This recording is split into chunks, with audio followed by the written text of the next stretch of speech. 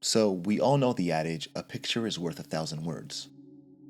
Developer Playdead must have a strict adherence to this truth, because in their 9-year career, they've released only 2 games, neither of which have a single line of dialogue between them.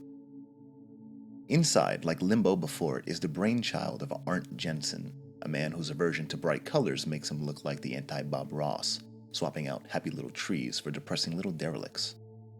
In addition to gloomy landscapes, these games also share a, let's say, less than conservative approach to child endangerment. Whoops, whoops, whoops, whoops, whoops, fuck, whoops, shit, whoops, whoops, whoops, whoops, whoops, whoops. Go ahead, kill me, I don't care. Do it. Fuck you. Dead kiddos aside, these games are traditional puzzle platformers, but with an emphasis on exploration. It's not the most original in design, usually requiring the player to manipulate some crate, or climb some rope or avoid some hazard, but it gets the job done and allows Playdead to focus on atmosphere and world building, which is good, since this is where their strengths truly lie. These games make use of the ever-popular environmental storytelling technique. This is obviously nothing new, but where other titles employ this alongside traditional expository devices, Limbo and Inside opt to tell their stories exclusively through recurring images and background details. As such, their narratives are ill-defined, with the meanings behind the imagery being left to the imagination of the gamer, or, more specifically, the gamers, as a cottage industry of internet loresters has arisen in recent years, trading notes and sharing findings in an attempt to make sense of a story that was written to deliberately obfuscate. But is the need for community analysis a strength or failing of Playdead's storytelling approach? The short answer is both, as their use of ambiguity created a vacuum where narrative should have been, allowing gamers to fill that void with their own theories. Problem is, not all theories are created equal, and the lack of context means the message behind a narrative is also unclear. The aim of this video is to piece together the recurring visual details which helped shape many of those theories. We're also going to attempt to puzzle out what Playdead is trying to say with Inside. That is, if it's even possible to do so with any degree of certainty. This video will be structured similarly to a lore-through but heavily edited for brevity's sake. We will be covering story beats in the chronological order in which they appear in the game, and discuss how more or less effective they are in terms of helping the player gain a better understanding of the world and its meaning. It should be noted that while we won't be covering Limbo in any detail, we will refer to it from time to time, as the two worlds bear enough similarities that many players believe them to be linked. It also goes without saying that regardless of how convincing any individual interpretation may be, it is still just that, an interpretation. This video offers no truths, no absolutes. The most we have are suppositions, some of which will probably create more questions than they answer. Now, let's see what we can make of this monster.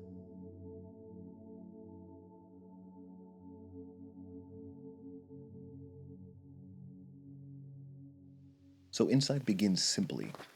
A boy, the protagonist, pushes through a thicket and into a dark wood. Mere seconds into the game and it's already referencing Limbo, which also began in a similar setting. However, the protagonist in that game, yet another boy, actually awoke in the woods with the player given no information on how he got there. The protagonist of Inside, on the other hand, seems to come here of his own volition. Or does he? We'll learn more as the playthrough continues. As far as Limbo references go, this one is superficial and is likely intended to be little more than a nod to Playdead's first game. The references we'll encounter later on will be more substantial, but we'll discuss those at the appropriate time. Despite its dark and foreboding tone, the forest feels unassuming. It feels authentic, but I want people to question the legitimacy of what they're seeing. We won't elaborate on this for a while, but just know that this forest isn't exactly what it seems. Further on, the boy encounters the first of Inside's bizarre sights. A semi-trailer sits idly with a group of people huddled together in it. They are dressed in dark clothing and standing upright. We don't know what this means yet, but as the truck drives away, we can see the forest is also housing some strange-looking tanks. There are also men patrolling the grounds in the distance. Ahead, we get a closer look at these tanks, which seem to resemble containment chambers of some kind. We can also see that they're being guarded by 2 figures, who, when alerted, turn to reveal that they are wearing masks. There's a great deal to unpack here. We're to wonder what these chambers are for, what's inside them, how they work. Additionally, what value do they have that they are being guarded? And what's with the masks? The only clue we have thus far is the truck we saw earlier. which was carrying that strange group of people. Just ahead, we come to a concrete wall. Like with the forest, I want people to make a mental note of this. Right now, it serves the purpose of showing that the forest is heavily protected, but it'll have greater implications later on. Scaling the wall, we see that the road leading to the forest entrance has a checkpoint set up in front of it. We can also see the guards using wolfhounds for security purposes, such as sniffing out and attacking trespassers. Mechanically, this entire stretch is dedicated to chase sequences and light navigational puzzles, but from a world-building perspective, this section shows the authoritative presence on the roads, and it does so in a way that's understated. There are checkpoints and patrols meant to safeguard the premises to and from the forest, a site which communicates to the player, you're fucked no matter which way you go. By now, we should be wondering who these people are. Do they represent the government or some private organization?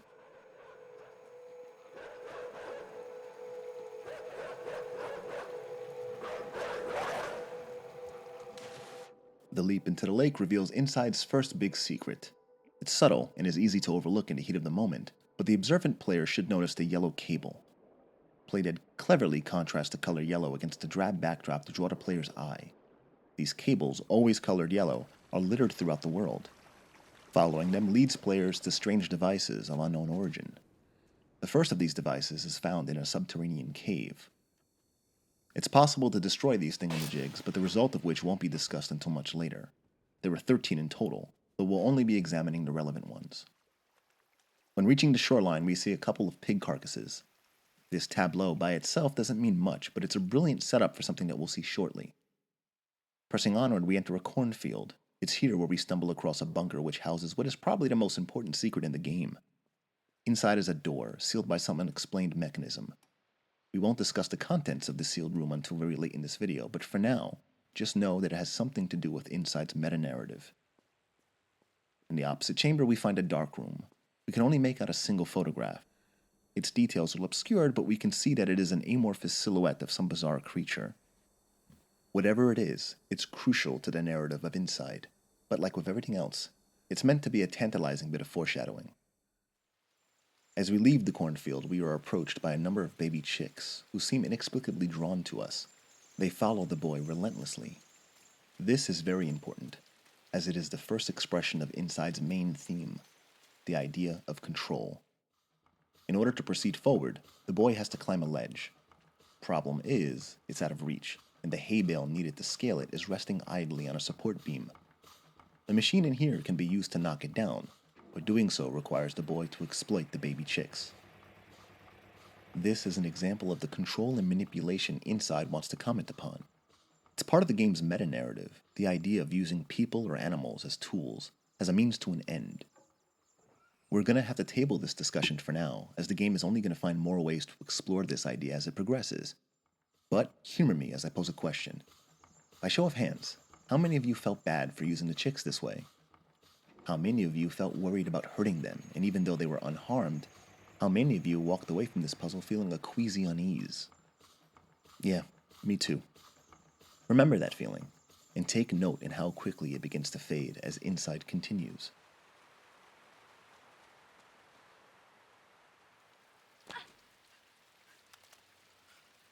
Jumping from the rooftop, the boy lands on a pile of pigs. These, like the ones from earlier, are dead. Unlike the others, they are infested with worms. More are found scattered throughout the farm, all dead, all except for one, which attacks the boy relentlessly until he forcibly removes the worm protruding from its backside. The pig becomes docile, implying that the worms are capable of controlling their hosts, turning them hostile and stripping them of their autonomy. This is the second big reference to Limbo, as that game featured a worm which could actually do the same. Many see this as the first of two links between these game worlds. I don't ascribe to this idea personally, as there's no textual evidence to support this theory, but I can understand why those conclusions are drawn. In regards to Inside's themes, the worm is just another expression of the idea of control, the exertion of one's will upon another. Playdead reinforces this over the course of the game in a way that's very effective, starting small and gradually building upon it. As players progress, they'll come to see control as a ladder, what a thrill, with each rung leading us closer to the puppet master. On the first rung we find the chicks. The worms represent the second, and next we have the sleepwalkers, human drones. They have no autonomy and are completely inactive. They only come to life when a host links up with a mind control helmet, which is used to manipulate them. When the link is severed, they shut down and remain immobile until that link is re-established. The crux of Inside's themes centers around them, as they are the game's most prevalent victim of this systemized control. They represent the idea of individual autonomy being overwritten by someone else's will, acting as an extension of the host. While it's believed that the sleepwalkers are first encountered in the abandoned factory, that's not entirely correct. We actually saw them in the forest, back when they still had their humanity. Reaching the city walls reacquaints us with a semi-trailer from the very beginning of the game, and the people who were in the back of that truck now look a little different. They're hunched over, motionless, showing no signs of lucidity. They have been converted into sleepwalkers. The process of how isn't revealed, but consider this. It's no coincidence that the area which preceded the reveal featured a mind-controlling worm. And that scene also allowed us a brief glimpse of how the sleepwalkers were exploited. The helmet. But to what end? Manual labor, for one. It doesn't take a genius to see the commercial practicality of the sleepwalkers. We saw but a fraction of their usefulness back at the factory. But as the game progresses, Playdead will hammer this point home to the point of complete and utter dehumanization. Structurally, these plot points are revealed in pretty tight succession, which is part of the reason why the introductory portion of Inside is so strong. The images, while abstract in their disparateness, form a cohesive narrative, allowing us to piece together how these individual components fit into the world and how they relate to each other. Reaching the city proper, we catch a glimpse of the sleepwalkers marching through the streets. These, like the ones in the truck, are garbed in dark, casual wear. This wardrobe differentiates them from the factory drones, implying that they serve a different purpose, likely business or service related. In a hidden alleyway, the boy finds another of those strange devices. Like with the others, he can destroy it. However, this one is noteworthy due to the audio player found mere feet away. It hums an atonal melody, the purpose of which won't be revealed until, you guessed it, the end of our journey. Something that should be noticeable by now is the derelict nature of the buildings. Additionally, throughout the game, the boy explores a series of subway tunnels, all of which are abandoned and in no condition to function. Later on, we'll also find entire locales flooded over. The poor conditions of the city's infrastructure implies a change, likely a radical and unexpected one. One can surmise that whatever this society has become, it wasn't always like this. Sadly, this is about all the information we can gather from this visual detail. As we'll begin to see, Inside places more emphasis on effect rather than cause, and as a result, the clarity in its storytelling tends to be a tad inconsistent. One cool little detail I want to note is that much of the exploration through the city involves using makeshift walkways, wooden planks that were obviously put there by someone else.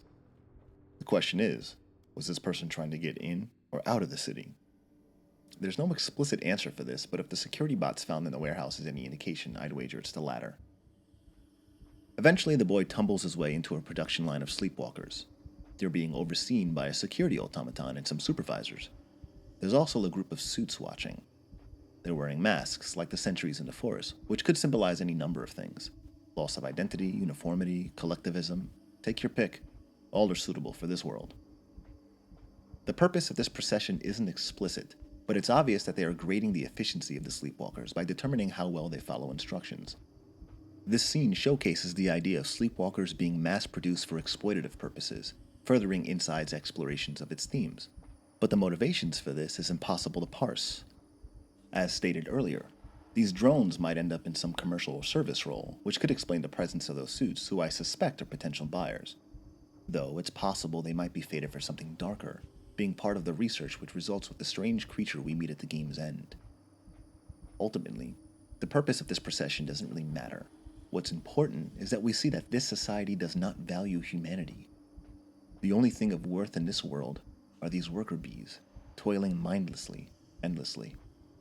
Anyone who doesn't contribute to this system of control is either indoctrinated or eliminated, as exemplified by what happens to the boy should he fail to mirror the sleepwalkers convincingly. And it only gets worse as the game progresses. Further up, we see how multifaceted this systemized control truly is. The boy can use a mind control helmet to manipulate a sleepwalker into using another mind control helmet to control another sleepwalker. This mechanic emphasizes the idea that essentially every force in the game is either being controlled or controlling something else, and that those two ideas aren't mutually exclusive. This is foreshadowing for Inside's biggest secret. By this point, the boy has encountered the sleepwalkers a number of times. Players are likely to develop empathy for them, and understandably so. They are representative of our family, our friends and neighbors, twisted by whatever authoritative force is now in control. And the idea of them losing that sense of individuality, the spark which makes them human, imbues them with a great deal of pathos. But that won't stop us from exploiting them. We have a goal to accomplish after all, and we need them to see this goal through to the end. This not only plays into Inside's theme of control, but its meta-narrative as well. The boy eventually finds a naval yard. He hijacks a submersible and uses it to explore the flooded-over remains of some strange facility. This area, like all the other locations in game, is never named. However, we can find the number 2 painted on a walkway during our exploration of the sunken catacomb, so we'll simply refer to this place as Sector 2. The boy eventually stumbles upon what I consider to be one of the biggest oddities in the game. Remember in the beginning of this lore-through when I told you to make a mental note of the forest? Well, here in the unflooded part of Sector 2, we find a biome which bears a striking resemblance to that dark wood. Except this one appears to be man-made. There are girders and metal beams mingling with trees and a box-shaped device which provides those trees with water. There's even an opening in the roof to allow in sunlight. And here's the real kicker. It's surrounded by a concrete wall. Seem familiar? This is no coincidence. It's one of the bigger mysteries of Inside, and there are a multitude of questions which come about from this revelation. I suspect that the artificial biome was created by the government to serve the same purpose as the forest explored in the beginning of Inside. However, the game's refusal to include even a little bit of exposition makes piecing together the finer details impossible. We have no motivations to work with, and as a result, the causality of it all ends up feeling really one-sided. For instance, which came first, the artificial forest or the real one? Is it possible that the artificial forest was a prototype? Did the flooding of Sector 2 force the government to abandon the artificial forest and relocate to the one on the surface? What caused the flooding to begin with? More so, is the forest in the beginning of the game even real? Is it possible that it too is artificial? There are no answers to these questions. There can't be. We have too many variables and not enough information to work with.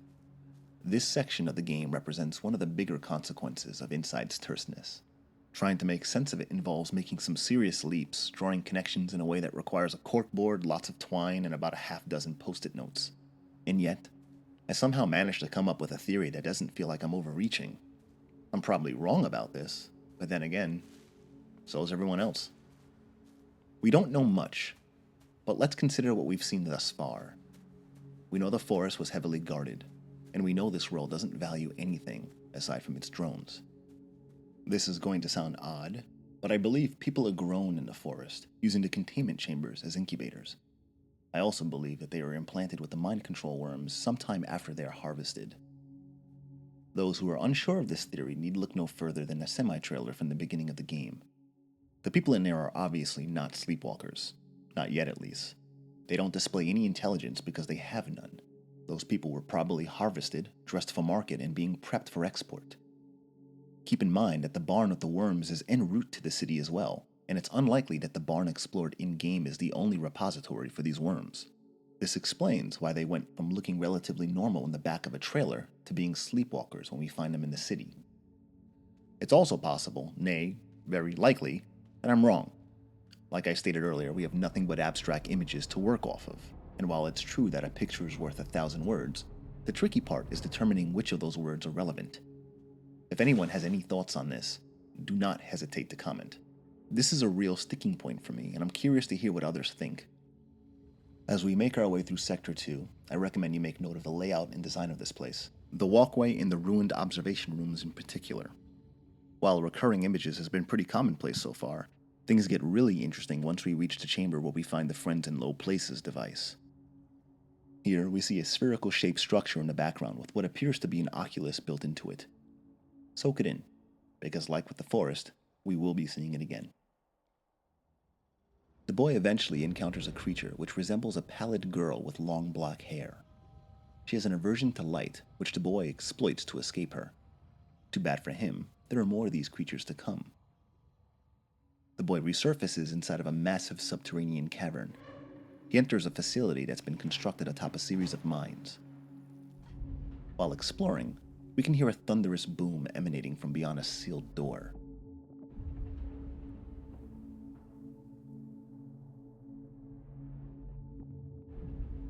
A little foreshadowing of things to come. This area houses the largest puzzle in the game, requiring the boy to get 20 bodies to stand on a pressure sensor in order to unlock the door leading to the next area. When he tries to manipulate the sleepwalkers using one of the helmets, he accidentally severs it from the suspension cable, allowing him to act as a Pied Piper and having the drones follow him around the area. The puzzle involves amassing every sleepwalker in the mine, some of which are caged, and others dead. This scene represents a thematic turning point in Inside, when it asks us to stop looking at them as human beings. Sleepwalkers are intended to be a means to an end, and if that means requires us to push them from a ledge, or to mistreat a corpse, well then so be it. The carpenter doesn't concern himself with the feelings of a hammer or a nail. Tools have no feelings. Playdead sets the tone, a disregard and a violence that will carry on from now until the end of the game. While exploring the mine, the boy can use the sleepwalkers to unearth the entrance to a hidden cavern. Inside, he finds another one of those strange devices, this time being guarded by a pack of wolfhounds. When destroyed, they flee, implying that the devices have something to do with the systemic control we've seen exhibited over and over throughout the game. When the sealed door is finally opened, the boy finds himself in what seems to be a test site dedicated to some type of weapon colloquially referred to as the Pulse. It causes a violent shockwave to wash over anything within the impact/blast radius. The cause of the pulse isn't clarified, so the logistics behind it is anyone's guess. Some theorize that it might be a lightning harvester, as the structures in the background resemble lightning rods. Whatever its purpose, we can tell that the facility was ultimately abandoned and now falling into disrepair. Yet, it's still operational, implying that deactivating the pulse is either too dangerous or impossible, even with the use of disposables like the sleepwalkers.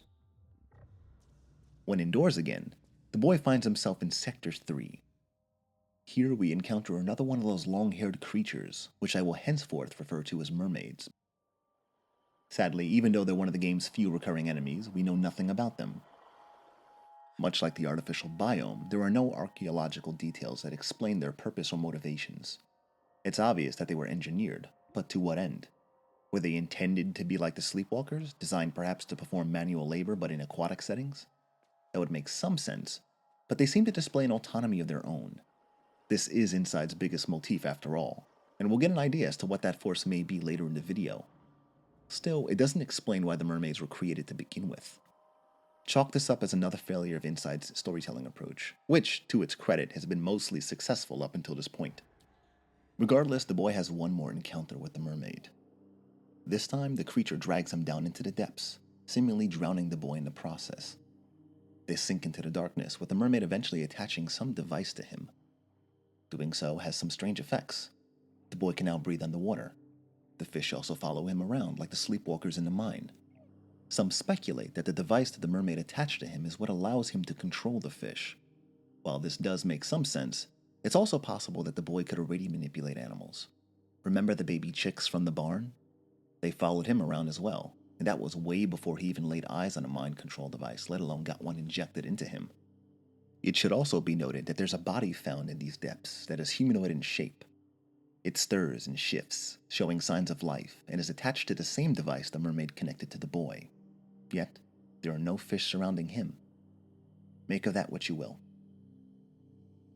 Now that he can breathe underwater, the boy traverses Facility 3 with ease. He makes his way back on the dry land, eventually finding where the containment chambers are constructed. The boy comes to a room where an anti-gravity mechanism keeps water suspended in midair, with bound sleepwalkers tethered and contained within.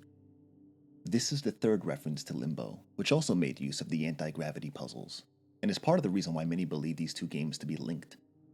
If you ask me, this one seems far more circumstantial than the mind control worm argument. I'd argue that this is just a result of the two games sharing a similar vernacular and design ethos. And while I'm not looking to shit on anyone's headcanon, this could also be an instance of people seeing patterns and meaning where there may not be any. Still, while there's nothing in-game which supports the theory, there's also nothing which refutes it. So, Yeah, I guess this could be the Limbo prequel we never asked for. The boy finds another one of those strange devices as well. This one, like the device he found in the alleyway, has an audio player nearby, reinforcing the importance of the atonal melody first heard back in the city. We should also take note of the sleepwalkers here. They're interesting because they not only have the worms visibly protruding from them, but they're also malformed. It's possible that these are humans who were grown with deformities and deemed unsuitable for any task. Perhaps they end up being used as guinea pigs for other experiments. It's also a possibility that they are prototypes. For what, you ask? We'll cover that shortly. Up ahead, we find sleepwalkers kept in cages. Their dark, casual garb would indicate that they probably came from the city. By the time the boy has reached Sector 4, he, and by logical extension we, have long stopped seeing the sleepwalkers as people, and instead, as people-shaped tools. It doesn't help that many of them are misshapen, barely even resembling humans. The puzzles in this area aren't doing them any favors either. We're dropping them from bone-breaking heights and manipulating them to walking off ledges. By this point, we're not that different than the forces who were exploiting them. And worse, we don't even know why we're doing what we're doing. It's not until reaching the center of Sector 4 that we were giving any indication as to what this journey has been for. Staring out the window, we can see some researchers running towards the edifice in the center. They're not being chased, so it's safe to surmise that there's something of interest going on inside. Following suit, we find offices, observational rooms, and something else. Something which has all the researchers in the area staring in awe. Strangely, none of them react to the boy's presence. None try to apprehend him. The boy climbs his way to the rafters. Here we find more researchers standing on a walkway, staring into the oculus of a spherical-shaped tank. Look familiar? By now you know the routine. The tank resembles the structure found near the Friends in Low Places device. Implications galore. Nearby, we find the last of the strange devices, this one bigger than all the others which preceded it. We deactivate it, the result of which won't be revealed until we cover this game's true ending and the metatextual meaning behind it. When finally inside the tank, we find what this game has been leading us towards. It's the same amorphous shape we saw in the photograph back in the darkroom. A malformed mass of flesh and limbs floats idly, connected to 4 mind control helmets. Yet another rung in the ladder, it seems. But what is it controlling? It's never revealed, like with everything in the game, but many hypothesize that this being, called the Huddle, has been manipulating the boy, using him to orchestrate its escape from captivity. While there's no textual evidence to support this, we do know that everything inside has been a tool of something greater, something bigger. The boy being its pawn makes some sense from a narrative perspective, since A, we are the ones to infiltrate and help it escape, and B, there is nothing else that we've been introduced to that would make a more likely candidate for its manipulation. Though, it's also possible that the Huddle had been controlling the mermaids. After all, the only reason the boy made it this far is because of the device that one mermaid attached to him. He certainly would not have survived the journey through Sector 3 by just holding his breath. Having that apparatus injected into him was crucial to his success. I suppose it's possible that we might have just misunderstood the mermaids. Perhaps they were never trying to kill the boy, but to bring him to this machine. It should be noted that the mermaid death animation has them trying to grab and pull him down, but your guess is as good as mine. The nature of the Huddle was never explored. It definitely resembles an amalgamation of sleepwalkers, possibly the ones we saw in the cage back when we first surfaced in Facility 4, which also might be the ones we saw in the production line. It could also be a byproduct of the malformed sleepwalkers, but mysterious stuff is mysterious, so who knows?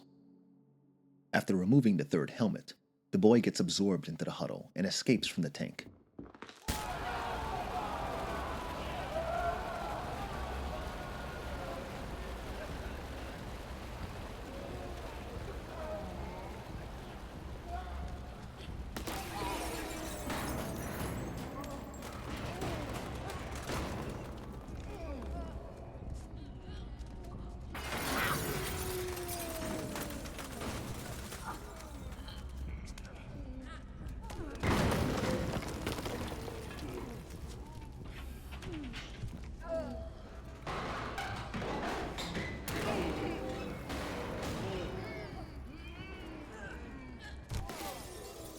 This bulbous, glistening mass of yuck rampages through the facility, eventually falling into a model of a forested hillside. Take note of this, as this has some heavy conspiratorial implications. Researchers aid the huddle during its escape, opening the doors and hatches that block its path. They do so seemingly out of fear, but there might be some other agenda at work here. The huddle is eventually lured into a trap. It falls into a tank as hundreds of onlookers watch on in relief. The huddle, however, manages to escape, barreling through the wall of the facility and tumbling down a sloping wilderness of trees and rocks, eventually stopping on the shoreline of a placid sea. The game ends here. Inside's closing moments are a lot of things. Horrifying, tense, somber, hopeful. It's a roller coaster of emotions that leave most players feeling these sensations without truly understanding why. To put it mildly, Inside's got a lot of fucked up imagery. But it's also one of the most evocative pieces of interactive art ever conceived. Its insistence on ambiguity allows players to walk away from this world with a host of different interpretations. For instance, many believe the events of Inside were orchestrated by whatever regime is in power, that everything from the boys' infiltration of the city to the liberation of the huddle was part of some exercise. While I don't buy into this idea, there is some evidence to support the theory, mainly the seaside model, the researchers not apprehending the boy, and them helping the huddle escape. But this could just be circumstantial. And of course, there's also the matter of the many employees killed during the huddle's rampage. I mean, sure, corporate brass considering its people expendable is standard fare in sci-fi dystopia, but Inside has given us no reason to think that this trope is at play. The only lives we've seen devalued over the course of the game are the sleepwalkers. If this is Playdead's way of communicating that this disregard towards life isn't exclusive to just zombie drones, it's doing a pretty poor job at showcasing it. If anything, I'd argue that the huddle theory makes more sense. There are many, myself included, who believe the huddle was the one controlling the boy. It's an old theory, and an interesting one at that, but what makes it so convincing is how it reinforces the idea of control as a ladder, and is even supported by Inside's true ending. Once all the strange devices have been destroyed, the boy can return to the bunker in the cornfield and open the sealed door via a tonal cipher. Inside, we find a series of terminals hooked up to a mind control helmet. And surprise, surprise, deactivating the terminals results with the boy shutting down like a sleepwalker, implying that he was being controlled by this machine. Many might argue that this contradicts the huddle theory. After all, how could the huddle be controlling the boy if this machine is the one who animated him? It seems outlandish, that is, until you consider that we've seen this done on more than one occasion. Having both the huddle and the machine being in control of the boy makes sense if we compare it to a sleepwalker being used to control another sleepwalker. So then, what is the machine? Well, it's you, the player. This might be a whacked out way for Inside to end, but it's also the only ending it could have had. The trajectory and escalation of the latter demands it. We've been controlling this boy the whole time, linking him up to lesser beings, using them to accomplish our goals, and discarding them when no longer useful. Moving further up the ladder repeats the process until we come to its apex and verify something we should have guessed halfway into the game, that the boy isn't in control at all. Of course he can't be at the top. Everything in this world is controlling and being controlled. So we find a huddle, and we're deceived into thinking that that's the puppet master. But even it is a tool, as we, the player, have been manipulating it all. We've been playing the game. We have been the ones in control. Therefore, that machine which shuts down the boy entirely, ending the game on the spot, that machine is us. But why? What does it mean? Thematically, Inside seems to be an indictment on player control. Playdead is asking us to consider how we treat digital people, as if our behavior in an artificial world might have some reflection on who we are as individuals. After all, video games are worlds without consequence. You can rob banks, steal cars, maim and murder people, and never suffer any actual repercussions. And if that lack of accountability ever translated to the real world, would you do the same? Playdead are touching upon the idea of what it means to play a video game. They are holding a mirror up to the player, forcing us to come to grips with our complicity. By engaging in the core conceit of the game, we are contributing to a system of control that extends from inside the game world to outside of it. The true ending essentially states that the only way for us to not perpetuate it is to not play. Of course, this is contrary to the idea of video games in general, which is probably why the true ending is hidden so thoroughly. And based off this reading, any subsequent playthrough of Inside is in direct contravention to what the designers intend, eschewing it of all replayability, which is pretty ballsy if you ask me. Inside is very good at establishing tone, at inviting the player to press onward into a world that enthralls and unsettles in equal measure. But it paints exclusively in broad strokes, lacking the specificity needed to form a complete understanding of what it wants the players to take away from it. For instance, the lore is riddled with uncertainty. What did the two forests actually mean? What happened to Sector 2? Why is the city in such terrible shape? We can build up our headcanon all we want, but stare too long or too hard at any individual component, and the next thing you know, the world around it begins to slip out of focus. From a metatextual perspective, I'm not convinced Inside makes a profound statement about any of its themes. As fascinating as the world may be, it's far too vague for players to glean any insight from it. Just what exactly is it trying to say? Manipulation and exploitation is bad? That corporations and governmental bodies shouldn't dehumanize its people? That the world around us might be a massive soundstage? Maybe. But these are fairly broad takeaways. Even my interpretation suffers from the same problem. It leaves us with the cadence of a message without the actual context of one. And you know what? That's fine. This open-ended approach to world building is the reason why it's still part of the conversation. When all's said and done, it doesn't matter that Inside plays its hand close to its vest, that we can't thread out a timeline of its history or walk away with a concrete understanding of what it means. Inside deals in abstractions only, and because of that, we each see a message that we find personally resonant. To many, myself included, Inside is about control. But there are those who see it as a metaphor for sickness, and others who believe it to be an examination of the creation of life. And each of those interpretations are just as valid as yours and mine. So, like I said earlier, this video has no truths, no absolutes, except maybe for one. That uncertainty is the whole point. Yes, I know that's a bit schlocky, but that's just the way it is. And after beating my head against a game which refuses to yield any answers or offer any insight, I feel comfortable saying that Playdead wouldn't have it any other way.